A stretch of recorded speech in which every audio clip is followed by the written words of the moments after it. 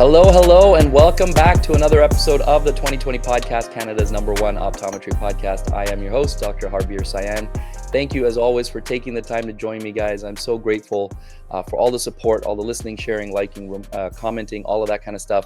And as always, I want to ask a big favor, and that is if you get any value from this episode, or if you've gotten some from previous episodes, please do continue to share it. Send a link to your friends, put it up on LinkedIn, take a screenshot, put it up on Instagram. Send me a text message. Let me know, what you're liking about the episode, where you found the value, and so we can continue to grow the podcast, and most importantly, so we can continue to support our profession and to help our colleagues to grow. And today's episode definitely is going to be one of those types of episodes. Now, before I get into this, I want to say we're coming back after a short hiatus. If you noticed, if you didn't notice, it's okay. But we've been away for a couple of weeks, just kind of creating new content and attending the BCDO conference, which if you haven't attended before, you're going to hear me say in upcoming episodes, it's the best conference in Canada. And anybody who's attended it and everybody who was attending last week said the same thing, no matter where they came from. We're like, wow, this is an amazing conference. And it's not just my bias that's speaking, it's actually the experience of it all. So it was amazing to kind of soak that all in and learn so much and record a bunch of content, which you'll be seeing now over the coming weeks. So I'm excited to share that with you. But back to today's episode, I have my friend Tyler Kemp from Marketing for ECPs. He is an account manager at Marketing for ECPs, specializing in marketing for eye care, and in particular, loving to focus on social media. He has his Instagram channel at TyTalksMarketing, so make sure you check that out. And he is a new father as well, so congratulations, Tyler, on your baby boy. And excited to have you on, man. Second time back on the podcast, right? Yeah, second time. It's been a few years, and Been a few years though. It's been a while, and a lot's happened since then. A lot has changed, which is what we want to talk about today. With Google, the changes that have happened in the algorithm, which I think is going to be really important for us to learn about. We're going to talk about how to build awareness, lead generation. We're going to talk about gaining new patients versus reaching existing patients. All this kind of stuff that all of us, I'm sure, are thinking about as far as business owners anyway. So thanks for joining me, Ty. I'm excited to get into this. Yeah, my pleasure. I'm excited. So why don't we start, Tyler, if you don't mind, give us a little intro just about yourself, what you kind of do day to day, how you're helping, who are your clients and how you're helping them. Yeah, so I am an account manager at Marketing for ECPs, and we specifically focus on marketing for the eye care industry. The reason we started doing that was because we realized there is so many intricacies to what happens when it comes to how to properly market to patients, what you can and can't say. The regulations change all the time. So realizing that we had to really specialize in something to do the best at it was kind of where we got where we are. And yeah, so I've been an account manager for a couple of years now. I actually started the social media department here about 5 years ago and managed the email marketing and partnerships departments for a while. But the reason that I moved over to where I am now is my job is to work with practices to basically understand what their specific needs are, how they can reach new clients, how they can reach their clients better, or just how they can communicate their brand on a wider scale.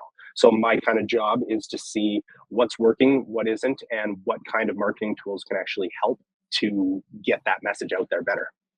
Yep. And maybe a quick disclaimer off the top. Our clinics are clients of Marketing for ECPs. So we've been using your services for a few years. And however, this is not that type of a promotional, this is really very much a providing amazing information, valuable information to business owners to see what's available, how we can get out there. But what I can do just quickly to speak to a little bit of what you just said is what I love is our regular calls, checking in, ideally monthly, but I know I'm rescheduling calls a lot of times. That's on me, not on you. But when you show me the numbers, I love seeing those numbers, right? It's really always so interesting to see, here's how many website visits, here's how many people are clicking, here's the keywords, all this kind of stuff really helps to help me to understand what's working, what's not working, why are we doing it this way, why are we doing it this way, or why should we stop doing it this way. And most recently, just recently we were going through it and looking at like, okay, well, website traffic may be increased because of this thing, but maybe the quality of visitors not quite where we want it to be. Interesting things like that, to how do we tweak it to really get that perfect balance of the right type of person visiting the website who's going to take action, and the right type of action that we want them to take. So really, it's been cool to kind of see that, because prior to that, it was like, cool, I got a website. Oh yeah, I write blogs or whatever, and I have no idea what's happening after that, really. So that's been really, really valuable. Yeah, being able to know that there is a story behind the numbers is extremely important when it comes to marketing in this industry and just marketing overall at this point. Because what we're seeing a lot of, and we'll get into it today, is that Google has completely changed the game in Mhm. terms of the level of quality that they expect from any websites. Mm. It's Google's job to stop people from leaving Google. Just like it's Mhm. Instagram's job to stop people from going over to TikTok. It's the Right. same kind of concept. So they are putting higher and higher standards on websites or any kind of marketing to keep up to what is going to help their algorithm perform to the level that users go, I'm getting exactly what I need when I put this in. And so they're always making changes. One of the biggest ones happened about 5 months ago, Mhm. and now it's kind of the job of it. You touched on it perfectly there. The traffic coming into a website, it's not always just about how can I get the most people in. It's about how getting the right people in. As anyone in our industry knows, getting the wrong patients can be kind of detrimental Right. to a good day at the practice if Oh yeah. that's not the type of patient that is going to help elevate the business in the direction that you need it to. Absolutely. I think that's actually a really great analogy. Is you could be busy, but if they're all patients who are not converting, actually that ends up being a not a very successful day in the practice, although the book Mhm. is full, right? So the website traffic might be a high, but if they're all the wrong people who are not clicking the links, they're not booking appointments, then it's kind of a waste of traffic. So let's start with that change in the Google algorithm. I think maybe some people have noticed it, but not conscious of actually what it is and how it's changing um, the lay of the land for us who are trying to get our website seen. Yeah, so our SEO team came in to teach our account management team in January about what this December update was. So, for a little bit of background, Google makes major algorithm changes very frequently now. Mm. It used to be at the point that it was a few times per year. Now we're lucky if we don't see a major algorithm update once a month. Wow. And what that's doing is it's basically, like I said, holding websites to a higher standard because Google's goal is to get the right information in the quickest way possible and get the answer to their users. Hmm. Great. Hmm. So, what that's meant for us for a number of years is how do we put content on your website that clearly answers those questions very easily, very thoroughly, and gets the answers through quickly and can match a lot of the search topics. Well, what Google did in December was ultimately, as our SEO team lead described, she said this is the biggest change to Google since the internet became available. Like Wow. it's a major change. And so essentially what they've done is you can't go 5 minutes without hearing something about AI today. And Google introduced their own AI tool, and you might have seen it. You likely have seen it, and might not have even realized Hmm. that if you're in your Gmail, it might actually try and summarize the email for you. Or if Hmm. you're searching something up on Google, it'll come up at the top saying, "This is your AI summary." Well, what they're doing is they're making it less important for users to have to click through to websites in order to get the information that they're looking for. So essentially they are scrubbing the internet for Yeah. general information around the search topic, and they're trying to summarize that for Hmm. users. Well, what that results in is the user getting their answers just summarized for them that they don't need to click into a link. Great Hmm. for the user because it's one less click, and people have such a short attention span that they're just looking for those answers very quickly. Yep. Really tough for websites that rely on clicks through the website in order to convert them into booking an appointment or calling and coming to get a style consultation, those sorts of things. If there's less clicks through to the website, there's less opportunities for conversion. So it's really forced us to kind of rethink how we are utilizing SEO to make Mm. sure that we're doing everything we can to make that content that Google's finding you for very high quality and very unique to you. Because if it's more unique, if it's more localized, it's a lot harder for Google to just summarize that information. But it's websites that have really just focused on getting as much general information out as possible, those are the ones who are struggling now because Google is kind of cleaning up their Mm. low quality, low intent searches. And it's impacting a lot of search coming through. And for those who haven't had a strategy in place, it likely seen a big change in the amount of traffic or conversions coming through to your site. Yeah, very interesting. So, a lot of stuff to unpack. I feel like we could have a whole episode just on this. So we have a lot of Yeah. other stuff to cover, Tyler. But so I don't want to like belabor it. But at the same time, like I think this is such an important thing for us to understand. It again, it's not just about put up a website. It's now having a website is like bare minimum. Like that's it's not just the website. It's all the other stuff that has to go within the website to make it a high quality website. And we've seen the AI thing. I'm sure most of us who use Google have seen it, right? So if you just search omega-3, or for Hmm. example, actually, let's go because there's something that I was doing while you and I were chatting most recently, which was searching for my own clinic to kind of see where we show up in some of this stuff. So let's say you search myopia control, Hmm. and AI is going to the Google's going to give you this AI breakdown of here's what myopia is, here's what myopia control is, here's what some of the myopia control options are right there within Google without you clicking on any links. And it's not bad information. It's sort of like using Chat GPT to explain something to you, right? It breaks it down pretty well.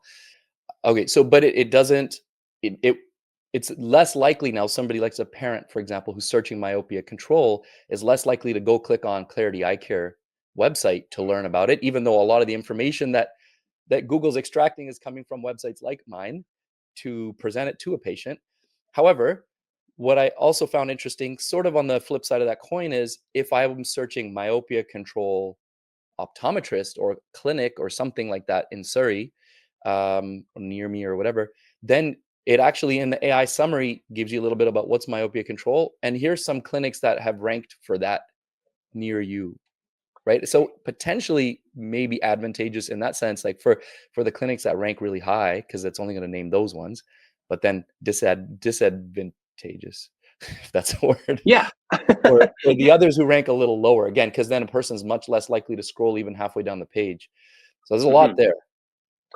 No, and you touched on the most important piece of this is that we've always seen the benefit of having a hyper local focus when it comes to an SEO strategy. SEO meaning search engine optimization. And so essentially, if you are to include, like you said, in Surrey at the end of at the end of a search topic, you're far more likely to show up if you've taken the time and attention to not only insert the word Surrey into your blogs or into your pages, into your headlines, but also taking into effect what are those people in Surrey actually searching? Because that's a big part of it too. And you need to know what not just your target audience, but the audience around you is likely to be searching for. I can tell you that the climate over on Vancouver Island and the climate in Calgary, where I am, are very different. So people might be searching up very different things when it comes to dry eye. And Mm, so it's realizing that those people in different areas are searching for different things. So if you can actually find out what those around you are putting into Google and you write content that is answering those specific questions, you have a mhm. higher likelihood to be showing up for your particular audience. Yeah, that's absolutely right. And on our website, thanks to obviously r- r- suggestions and recommendations given by 4ECPs, we have like all over our website, optometrists in Surrey, in Surrey, everywhere in our blogs. Make sure it's written in there. Well, again, located in Surrey, or if for patients in Surrey, it's all over the place. So definitely that helps. Like when we were just kind of doing this little practice a couple of weeks back, uh, I would search, optometrist. I live in Vancouver, so I'm sitting here trying to do the search, and it was a little bit more tricky. But when I put in Surrey, all of a sudden our office jumps like way up, Hmm. to rank much higher. In fact, I think like definitely first page, maybe third on the first page or something like that. So quite high. And I'm sure the in Surrey part of it was very important. Or if somebody around our area is saying near me, Hmm. that is sort of embedded in our website that people are going to, our website will show up a little bit more frequently for those people. Well, and just further to that point, we also have to consider what the average person is searching for when they are looking for help with their eyes. And optometrist in Surrey might not be Mm, the topic that the average person is putting in. It might be um, it might be anything to the point of my kid can't see the board, help in Surrey. Like it's funny because you have to really factor in what is the average person actually putting into Google. And because mhm, mhm, Google is becoming more and more intuitive, they know that they're treating it kind of like we're treating Chat GPT or AI at this point, that you put in the actual question you have. You don't have to think about specifically mm, what search topic you're putting in. So more true. strategically, if you are writing in blogs, like you've sent me a few of your blogs, and you're putting in content there that is answering the questions that you know that your users are actually looking for, that's what we that's the whole strategy. We're saying, what are people actually typing in? Is someone looking up myopia appointments for my child in Surrey? Probably not. Maybe it's my kid needs glasses, Surrey. Mhm, And it's mhm. that, and it's just factoring in what people are actually looking for, and that makes a massive difference to the algorithm and where you're showing up. Yeah, so true, so true. Okay, again, we could talk about Google and algorithm changes all day long. So, but let's just try to get a few other topics, important topics, into the conversation that are, I think, going to be super relevant for the listeners and our colleagues out there. We want to talk about awareness versus lead generation. And Mhm. correct me if I'm wrong. Are we talking a bit more like of a funnel type of conversation, like how high up in the funnel we're going with the marketing? So maybe let's talk about that. What is the funnel, and then where do lead generation and awareness fit into that? Yeah, so this is something I'm super passionate about because the process really works.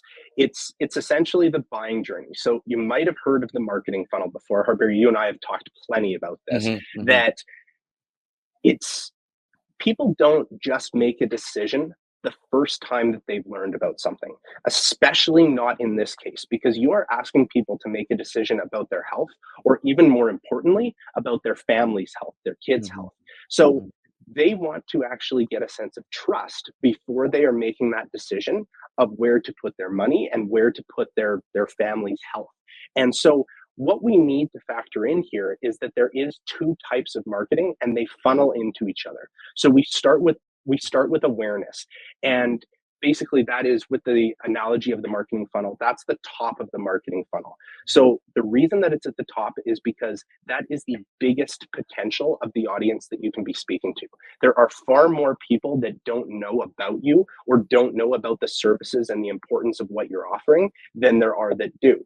And so we need to talk to those people to let them know, hey, this is who we are, this is what we do, and we're here for you when you need us. And Hmm. that's an important piece to it, because I don't know if you get them all the time. I fall victim to them all the time. That basketball in the background is an exact one. I fall victim to the Instagram ads all the time. And I bought that because it popped up, and I saw it right away. And I'm like, yep, it's that. I'm totally getting That's that. awesome. But it's the concept of that ad wouldn't have worked if I hadn't already been prepped for it. So I had been seeing ads about kind of cool background art and things for my office and things Mm, to add here for a while, and probably for months. And so when it popped up that they said there was a 30% savings on this cool Kintsugi basketball, I'm like, oh, okay. I've been wanting something for a while. I've done my research. I've been looking for something that would stand out. There yeah. we go. I'm going to choose that. I can tell you, if I'd never seen the company name before, if I hadn't been looking up any of this and kind of considering through this and going through the awareness stage, I wouldn't have been so quick to spend my money. But it's the same kind of concept when it comes to choosing eye care. If you just simply come to someone and say, hey, we've got a great deal on frames, come and book an appointment with us, they've never heard of you before. They're comfortable with the optometrist they've been to, Mm, or they mhm. know the name of one of the big box retailers that's been advertising for a while. That's what some of those bigger companies like Specsavers do. Yeah, They have their billboards on every corner. That is all awareness. that's You'll awareness. you'll probably notice that they're never actually asking you to do something in that moment. They're just making you aware of what they have. And you kind of got to give it, like, hats off to them for Mm, the ability to create that sense of awareness that they've put in a lot of people's minds. Oh, it's the same as what I get at my optometrist. We know there's big differences, they're doing that over time. It's the same concept for when you need to build awareness first. You're letting people know that you're there for them. You're letting people know that you're a trusted source and you've been here for a while and this is what you offer and this is what you can provide. At that point, then it's time to integrate some of the lead generation tools, because if you're specifically targeting people who are ready to make the decision, picture the funnel again. Once you get down to the bottom of the funnel, there are far less people at the bottom of the funnel. It's just the way it works, because for all the Mhm. people that you talk to in the awareness section, not all of them are going to be your perfect fit, and that's okay. In fact, it's almost better for you, so you can be more strategic in talking to the people who do need your services and do fit what you're offering.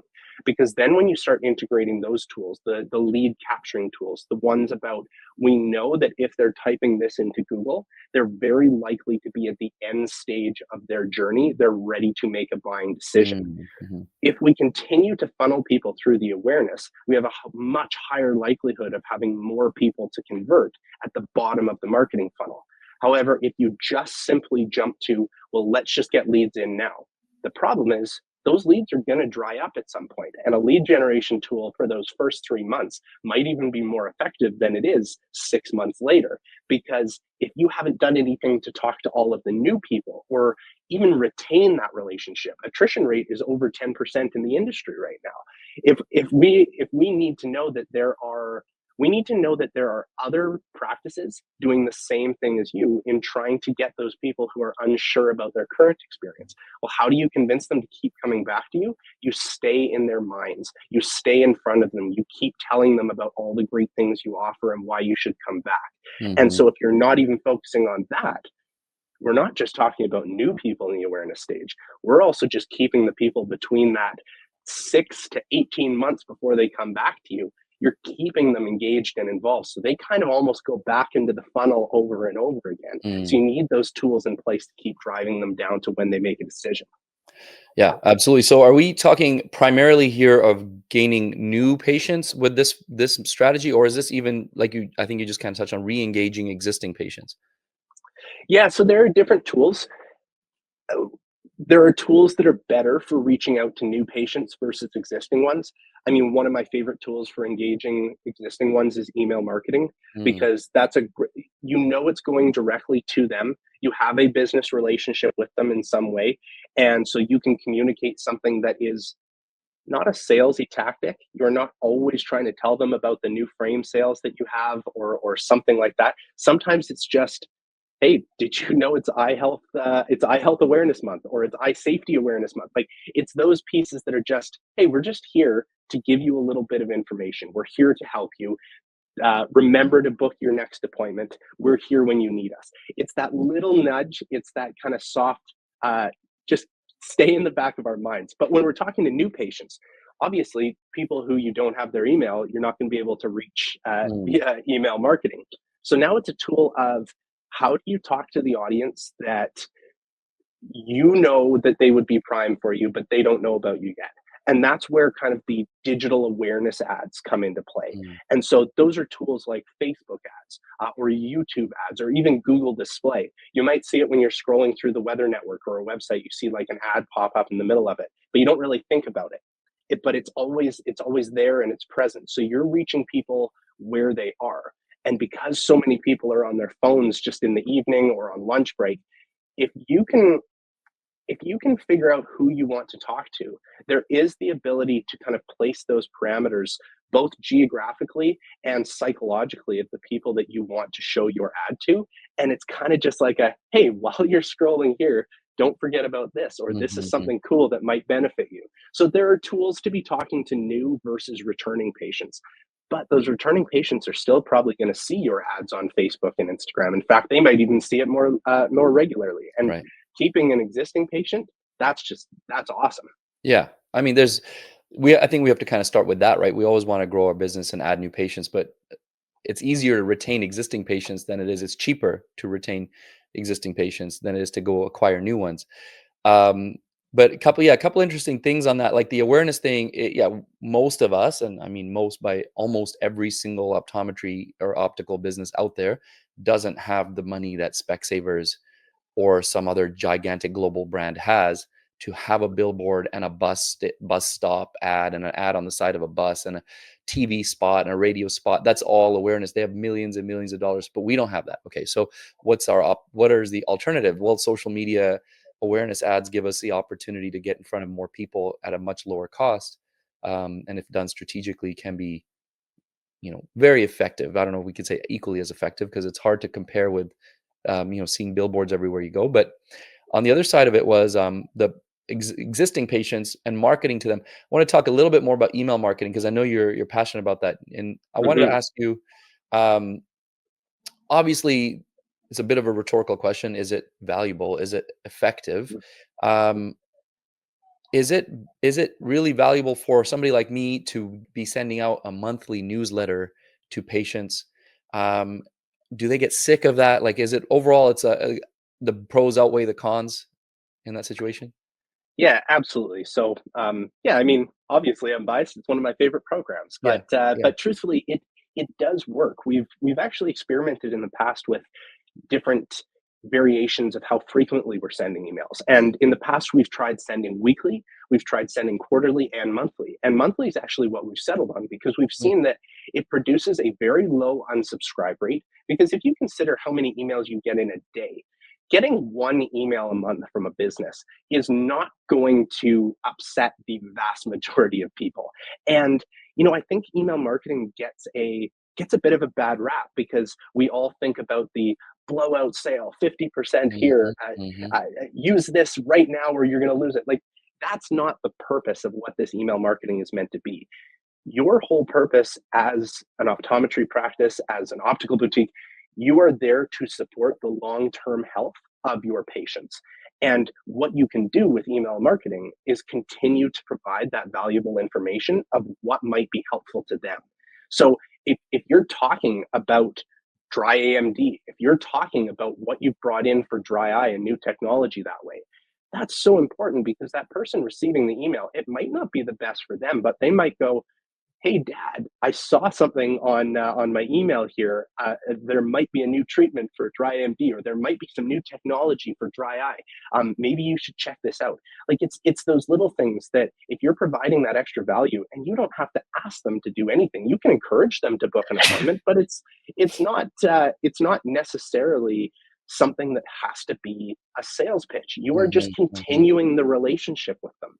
I don't know about you, but if I didn't talk to someone for a year and a half and then they messaged me at 18 months and said, "Hey, it's time for you to come back to me." It's kind of like, well, where have you been for the mhm, last year and a mhm, half? mhm. That's the importance of keeping that valuable relationship. I'm probably going to go hang out with the friend who's messaged me every couple months to ask how the new baby's doing, versus someone who a year and a half in says, "Hey, now I want to hang out with you." It's kind of like, well, where have you been? And so Yeah. that's the importance of the email marketing. And it's such a quick and easy thing. A lot of people do open them, but the great piece is, even if they aren't opening the email, they still see that subject line. Even if Mm, they aren't doing something then, not necessarily every time you see a message are you going and acting on it right away. I know if I see something at lunch, I'm probably texting my wife to say, "Hey, remind me tonight I need to do this." And mm, then later that night, you go right to the website.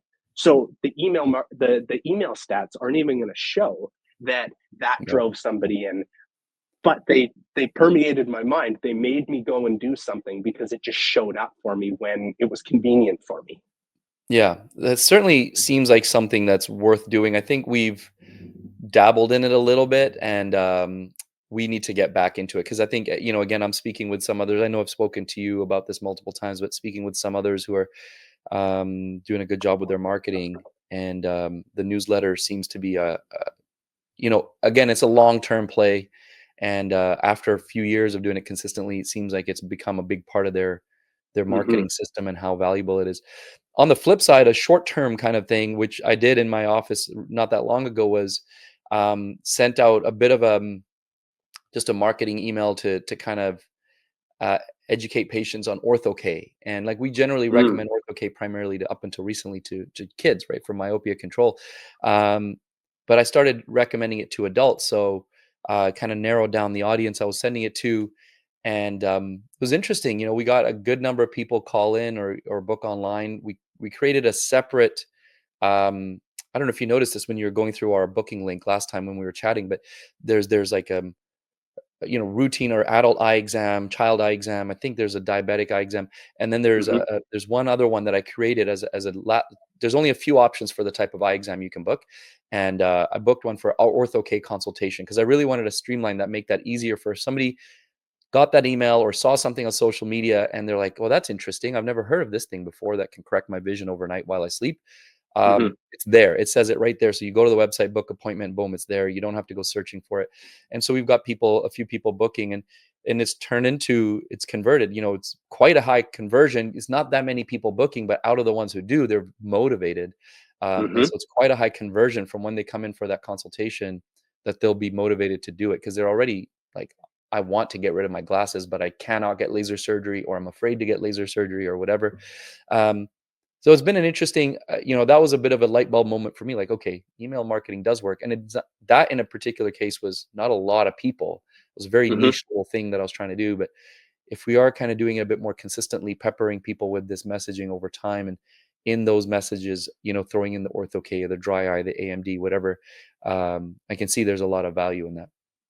Well, you bring up something that is kind of critical to making these programs work, and that is consistency in when there is something that the average person doesn't necessarily know about yet. You need to start with awareness in order for it to actually be beneficial long term. I'm going to bet that if you walk down the street and ask 10 people about ortho-K, there might be one or two who immediately can tell you what ortho-K is. Yeah. So even though those terms are so common and normal in our industry, it does not necessarily mean that the people who are going to be utilizing them know that they need that at that point. So I kind of come back to you about your example of sending out an email about this. Super important. And the people who probably took that email and said, I'm going to take action, were the ones who already knew about it or had talked to you when they were in for an exam before, or they were familiar with it for them. Think about if you were to send a second email about that. Now they've been made aware of what it is. They've Mm, read mm, about that and they've mhm. had time to think about it for a month. That second email could end up driving more because those people who it didn't connect with on the first one now go, oh, yeah, I've heard of this before. They might not even remember that you were the one who talked to them about it, but they will remember that you were the one who reached back out to help them with it later on. Yep. So it was a mix. So there were a couple who had heard about it from me, yes, and there was a reminder sort of to them to revisit me on that. But a couple of our new fits who have they had never heard of it before, never heard of it Mhm. before, and that but you can imagine the person who's never heard of it who is taking action on that first email. That's a pretty small percentage of people, right? To your point, Mhm. there's probably dozens of others who read the email for the first time, heard of ortho-K, but didn't act because they're like, well, that's okay. I don't know. I'm not sure about that. And if Mhm. I go back to them 2 or 3 times, like, just reminder, we do this. And now this time I could send another email with a couple of success stories because we fit a few people from that initial email, be like, look at this person who now doesn't have to wear their glasses. So I'm maybe Ty, we're gonna have to have another call after this and start to plan this out. This is what happens. We talked about this before we started recording too. It's gonna end up being one of these, like our strategizing on our normal calls. We're starting to do it on the podcast now. Okay, but before we go down too deep down this rabbit hole, okay, so email marketing obviously important in both Mhm. cases of awareness for. Well, in this case, we're reaching people we already know who are in our business, but kind of bringing new, maybe awareness on new things like ortho-K they've never heard about before. And Yep. then there's other ways to do awareness on the bigger, broader scheme to people who have never heard of you, but may be primed about eye exams, the importance of eye exams already. Let's switch because we got a couple more things to cover in a short period of time here. Um, Many of us, optometry generally is moving. We're trying to push it to expand our scope, to add new treatment options and services that we can provide to our patients, which means we're investing in new equipment. Mhm. That could be from an Optimap to an OCT to AMD treatments to advanced dry eye treatments. There's all sorts of stuff, right? Amazing stuff that we could potentially invest in that helps us grow our business. But then what? I bought the Right. thing. Now what? Right? okay, in my mind, there's two streams here, and it's kind of going back to the last thing we just talked about. But I'm happy to obviously want to hear what your thoughts are. A, I got this new technology. I got to tell my existing patients about it, and Hmm. B, I want maybe to bring in new people to tell them that I got this new thing. Is there something else like on that in that on that sorry train of thought that we need to think about when we bought a new piece of equipment?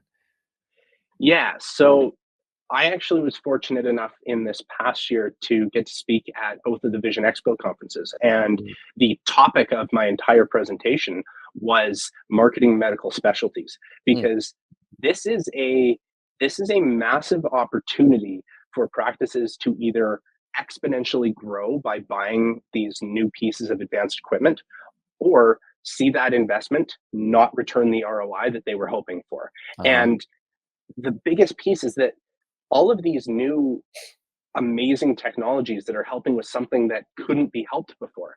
Well, we know that in the industry. But again, the average person might not even know that they have dry eye and it's not allergies. Right. So, why up front would someone say, yes, I'm absolutely willing to invest in a better and potentially more expensive treatment for my dry eye, when they don't even know that it isn't just normal spring allergies? So there's a big piece of the awareness when it comes to that, to explain not only is this addressing a problem that you might have, but it's addressing it better, it's addressing it faster, Mm, and we can do this and it's more convenient, all of those things.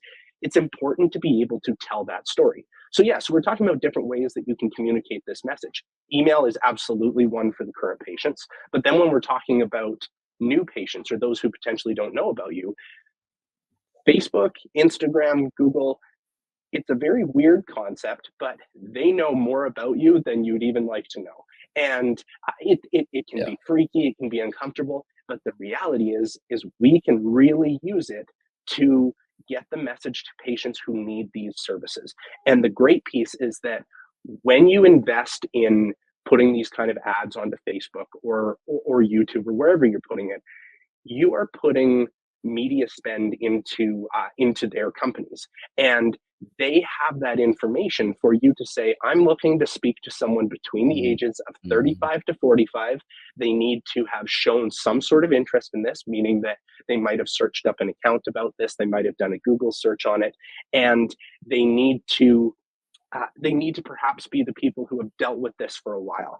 Those kind of those kind of topics that you can put in can get very specific, but it means that when they see those ads, you're very unlikely to be showing them to someone who is irrelevant to what you're talking about. mhm, mhm. And you can be very strategic with, this is something that will help you.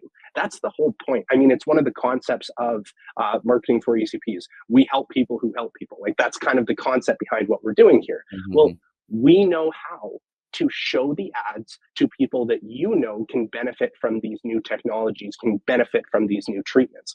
So these tools can actually be used to not just generate more business for you, but for the whole kind of concept of why any optometrist gets into this field. You can use this to help people who don't necessarily know that they need it yet. And those are the other tools that can really bring in that awareness. And then you can put in other lead generation mhm, opportunities later. But think about the branding that that brings. If you are someone who's just educating your potential patient base on what dry eye is and how this can be really painful for them, and it doesn't have to be. If you don't ask for something in that moment, that's fine, because you are the business who showed, hey, we know how we can help you, and when you're ready, we're here for you. yeah. That's a pretty cool, especially for your industry and this industry, showing people that you care and that they can trust you, and you're not just there to sell them on something, you're there to help them with something. That's massive. What a great investment in your brand overall. Totally. You're providing value, you're building trust, and at the same time, you're establishing yourself as an expert or an authority in that space. Hmm. That's like a trifecta, right? At the Yeah. that's kind of, and that's where I think marketing, quote unquote, for those who are not watching, air quotes here, marketing, I think is shifting from we have a sale to here's how I can provide you value right now in exchange for hopefully down the road you remember my name, and you trust me as the right person to speak to. And there's marketing, branding, however you want to phrase it. That's a long-term game in that sense, and I talked to, sorry, my mind is switching to a slightly different thing here, but Mm, along the same lines, personal branding is a lot of mm, that too, right? So um hopefully somebody who if when somebody thinks of me, they think of somebody who has the podcast and has as a business owner and does speaking stuff and things like that. And because that's what you've seen from me now over and over and over again on Instagram or wherever, that's what I post about. So mhm. if you're constantly sharing that message with your patients over and over and over again, that's when they think of an optometrist or when they think of somebody who can help them with a red eye. Hopefully, they're like, oh, that's the guy who told me about the thing, right? More recently, I've got a lot of people actually, surprisingly, I haven't consciously thought about this, coming up to me, talking to me about omega 3s. And the reason is Oh, because recently I did this post about here's why you shouldn't buy your omega 3s at the drugstore. And yep. so many people are like, man, I didn't know that. My cousins, friends at the conference, vendors, people, like just a countless number of people, like, I didn't know that about omega 3. Man, I've been taking the wrong stuff all this time. Um, and I've become that, in their mind, that guy who taught them about omega 3, right? So, and yes, there was a little bit of a sales cheeky marketing at the end of it. It's like, here's a really good omega 3 that you should buy, right? But at the end Yeah. of the day, 90% of the messaging was, here's what you should be looking for. And if we can And provide that. you're able to ask that because you've created the Yeah, trust. You've told people why it's important. yeah. I mean, on that same note, that is why social media can be, and the organic social media posting, so posting the non-paid version, just what you're creating content wise, it's why it can be so frustrating and difficult to Mhm, see the end game on that. mhm, It is so important because over time, that's when you build trust. And I know that you've done, and honestly, it's one of the reasons that I started my own Instagram, because I followed yours for a long time and I saw this is a way that when you and I first started working together, I already knew you. I felt like I did. And so we were able to connect on things very quickly. It's the same concept that I started posting on my own social media about 3 years ago, and it's taken me 3 years to build up 500 followers, because specifically I am trying to talk to people who are interested in marketing or people in the eye care world. I know that's a very niche audience, mhm, mhm. and sometimes I've questioned myself on, I'm putting a lot of time into creating photos and videos and explaining marketing concepts and all of that. Is it actually worth it? And I questioned that until I hopped on a call, and it was my first time meeting a practice. And I jumped on, and their social media person was on the call. And the first thing she said was, "Oh, hey, I know you from Instagram." Like, And that love it. was and that was so cool Yeah, yeah, yeah. because it gave me instant credibility. And she knew who I was. And so when she said that to her colleague that we were sitting with, it's like, oh, okay, so you're on social, and it kind of started this whole conversation and concept. And it's the same thing to do with your practices. Like, if Totally. they've seen you there, Yep, those posts are actually really important to building this long-term brand. It's recognizability. People trust who they know. And yep. so that's where the importance comes from. Absolutely, absolutely. So, yeah, I think a bit of a tangent, but it's all really related, and, Mhm. I'm glad that I was or could be somehow a positive influence on your journey. I'm My muse. honored. Yeah. Alright, there's gonna be a little bit of background noise with the baby here, but I think she's in a good mood, so we should be okay. Alright. Um, Marketing, again, air quotes on marketing here, is a much larger concept than just, like, again, putting out ads or even just doing the email newsletters or whatever it is. There's so much more, like the kind of old school marketing of going to events and networking and stuff Mm, like that and being on part of the chamber of commerce and all these types of things. Um, it's also how your staff answers the phone is a form of marketing, right? And mhm, what you do at the end of an interaction and how your staff, what they say when they're dispensing a pair of glasses, these are all parts of marketing. So it's more than just, let me put an ad on Facebook. So that's a lot, but that can become a bit, what's the word, uh, daunting.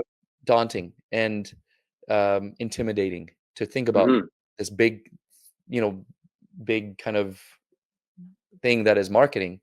Um, so we have to we need, in a lot of cases, we need support, but it's got to start within the office. And I know that's something that you guys are working on a lot more now.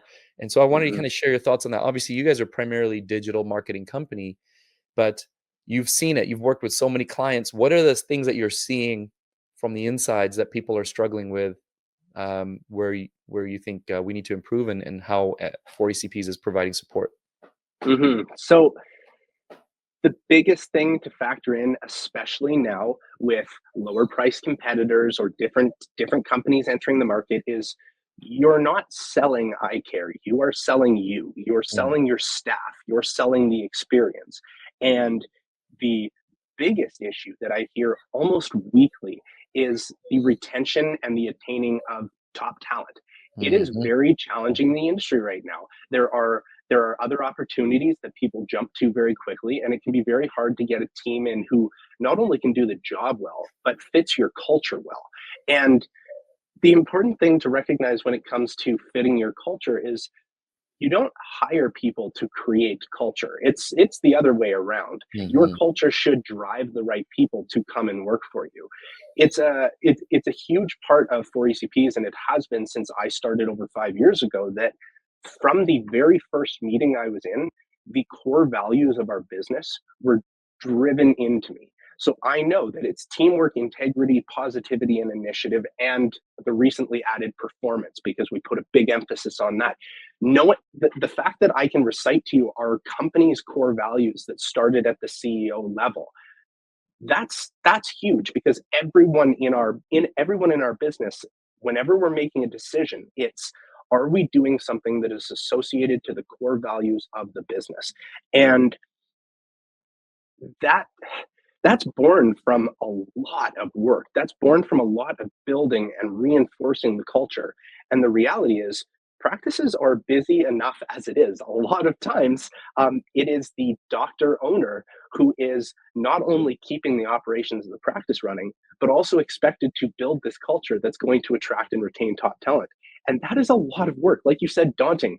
That is really hard. So there are other tools that we look at. And honestly, that's why this year has been kind of, in my opinion, transformative for 4ECPs. Is at the beginning of the year, we announced the acquisition of Kleinman Performance Partners, because we recognized that there was a huge potential to be able to help practices with not just bringing new patients in or marketing your business, but one of the biggest things that is stopping businesses from reaching that next level, which is just the practice management side of things. How do you create the culture? How do you reinforce that to your staff? How do you stop working until 2 a.m.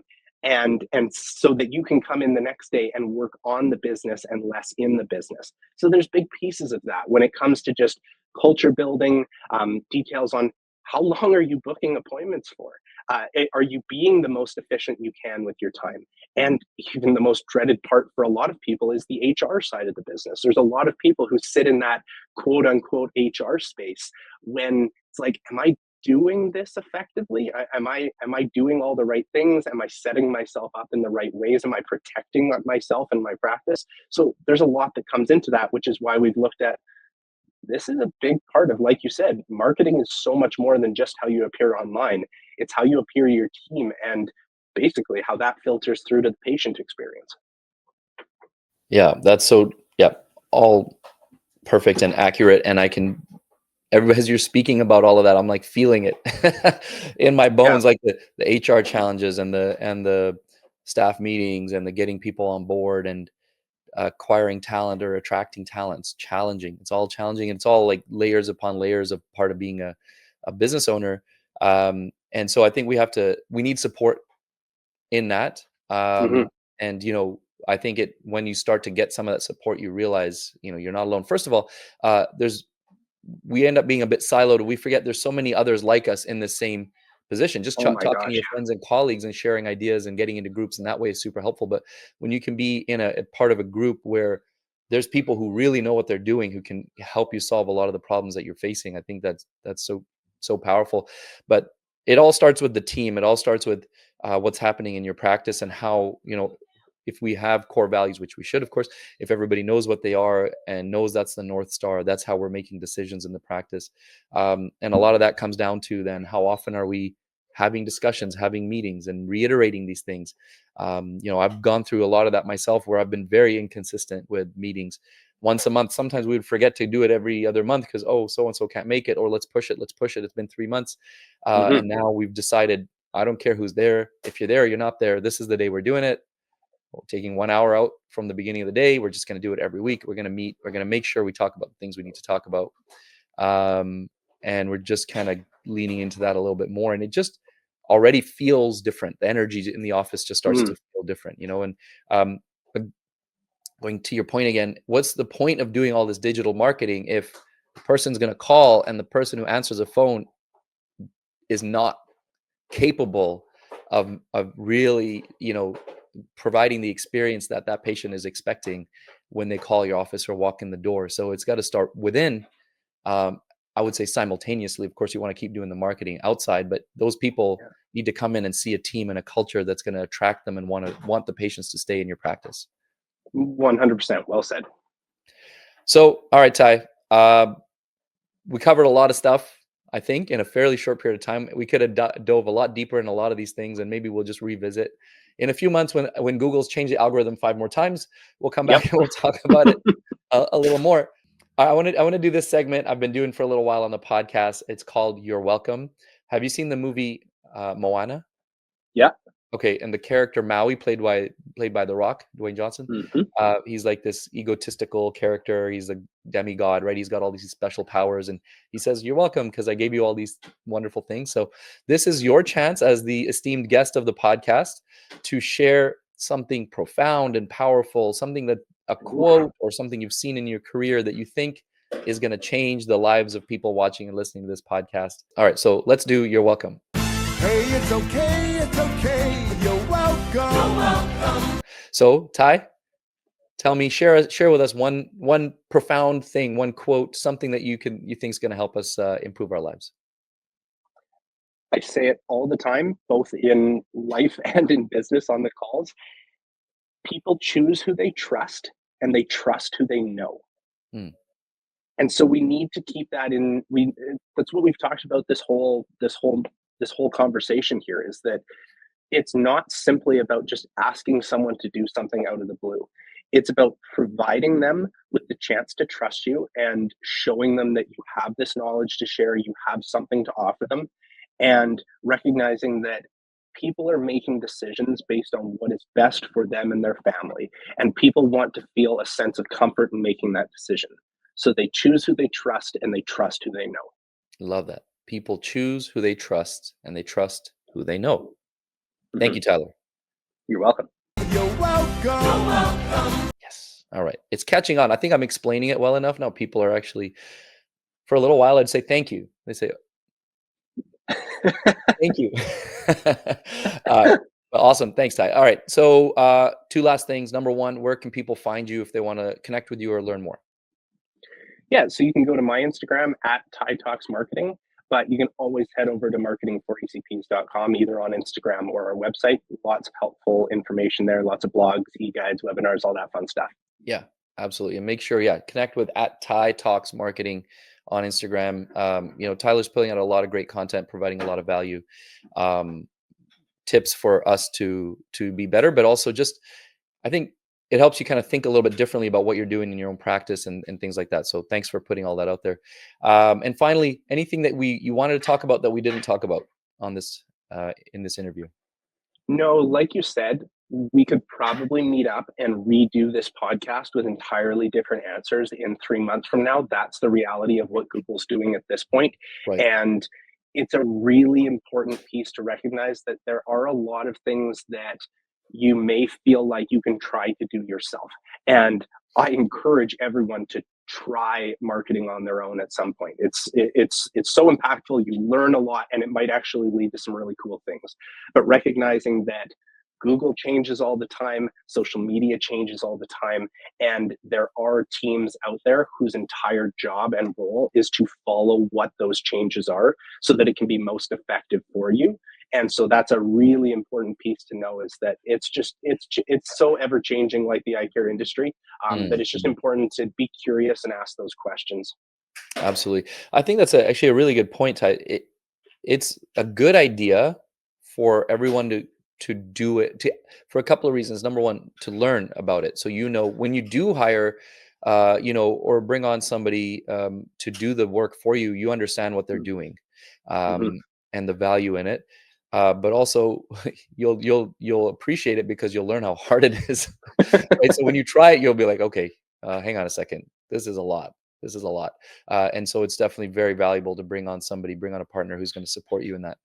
So thanks again, Ty. And I definitely think I think we need to just make this like a quarterly thing. Love it. I would love to do like a little marketing podcast quarterly. So look out for this again in a few months. Thanks again, Ty. Thanks for sharing all the amazing insight. So valuable. And I know this is going to help so many people to improve their practice and improve their marketing strategies and all of that. So thanks again, once again, for that. And thank you to everybody who's listening and watching. Don't forget, there's amazing new content coming up. This was amazing too, Tyler. But there's amazing new live recorded content that I recorded during the BCDO conference just last week that we're going to be releasing over the next few months. Part of that is a series of short conversations about scope expansion. I know I've been kind of beating you guys over the head with this topic because it's so valuable. Maybe the most valuable conversation I've had on the podcast since doing the future of optometry conversations with like Specsavers and LensCrafters and FYI doctors and all of that a couple of years back. Scope expansion is that valuable for us right now. And instead of giving you, multiple hour-long conversations, what we did was record little short 8-minute segments with very, very valuable guests during the BCDO. So please look out for that. Whether you're in BC or Ontario or Alberta, wherever, there's going to be great conversations here. And there's more I'm going to be recording with presidents of associations, presidents of colleges across the country to discuss scope expansion. So please watch out for those. Please listen to those. Please share those. Amazing new content coming up just in the coming weeks here. So stay tuned for all of that. Once again, thank you, Tyler. And thank you to everybody who takes the time to listen and watch to Canada's #1 optometry podcast, the 2020 podcast. I'll see you guys in the next episode.